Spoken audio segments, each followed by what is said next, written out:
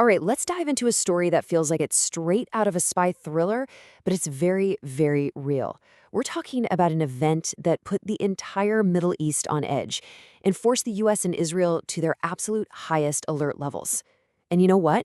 It all started with 4 hours of complete and kind of terrifying silence. So just try to picture this. For 4 straight hours, an entire country's airspace just goes dark. It disappears from global radar. Iran completely shut it down. Every single civilian flight was diverted, leaving this huge, silent void in the sky where there should have been, hundreds of planes.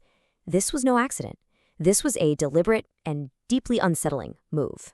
And then, right in the middle of this total shutdown, flight trackers spotted something that should have been impossible. 2 lone aircraft just piercing through that lockdown, entering the supposedly empty airspace. For hundreds and hundreds of miles in every direction, they were the only things moving in the sky. Which, of course, raises the one question that matters. In a region that's already on a knife's edge, with tensions sky high, why would Iran take the extreme step of shutting down its entire sky? And more importantly, what in the world was on those 2 planes that was so important it required a total lockdown? Yeah, this was no technical problem. This was a calculated play, and it was designed to send a message. A message that immediately sent a wave of panic around the world. So how'd they pull it off? Well, the official tool they used is called a NOTAM, which stands for Notice to Airmen. Basically, Iran issued a formal alert that just declared its entire airspace a no-fly zone. This is the aviation world's version of drawing a massive red line around your country, and it immediately set off alarm bells everywhere. And the reaction was, well, instantaneous. While civilian airliners were scrambling to reroute, the military response was even faster. Israel, probably fearing some kind of imminent attack, lit up its entire air defense network. We're talking Iron Dome, David's Sling, the whole shebang.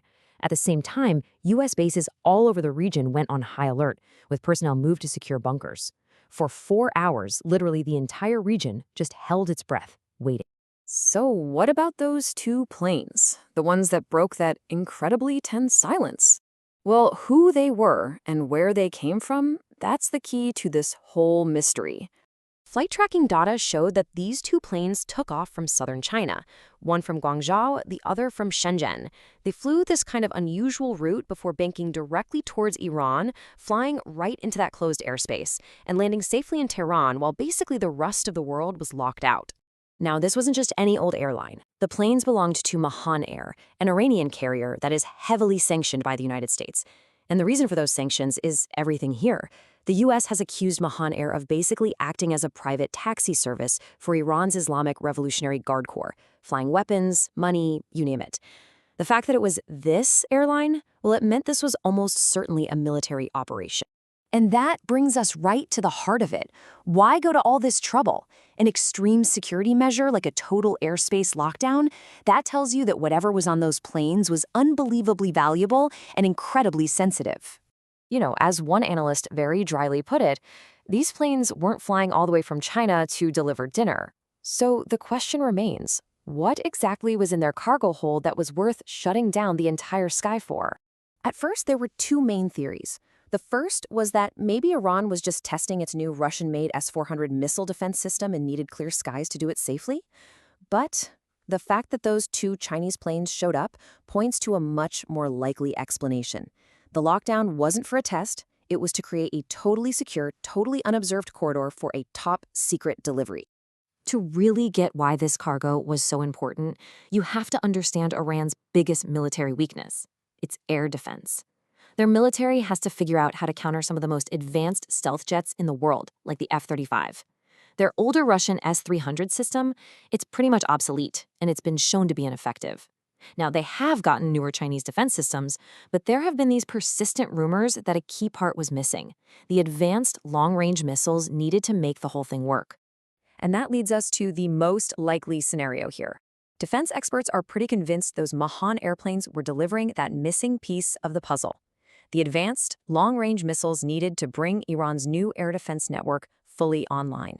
A delivery that would seriously shift the military balance of power in the region. So you see, this wasn't just some weird 4-hour event. It was a major strategic play, one with potentially huge long-term consequences. And it really signals a new phase of this geopolitical chess match in the Middle East. In just 4 hours, Iran effectively weaponized its own airspace.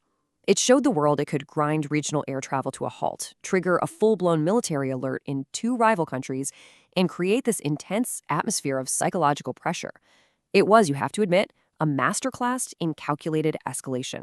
So the message from Iran here? It's crystal clear. With this one very carefully orchestrated event, Iran sent a powerful signal to its enemies that despite all the sanctions, despite all the pressure, it's not just refusing to back down, it is actively upgrading its most important capabilities, and it's doing it with help from some very powerful friends.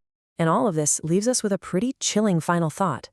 Was this incredibly tense, 4-hour standoff just a bold show of strength and defiance? Or was it something more? Was this the quiet, logistical preparation for a conflict that many people believe isn't just possible anymore, but maybe inevitable?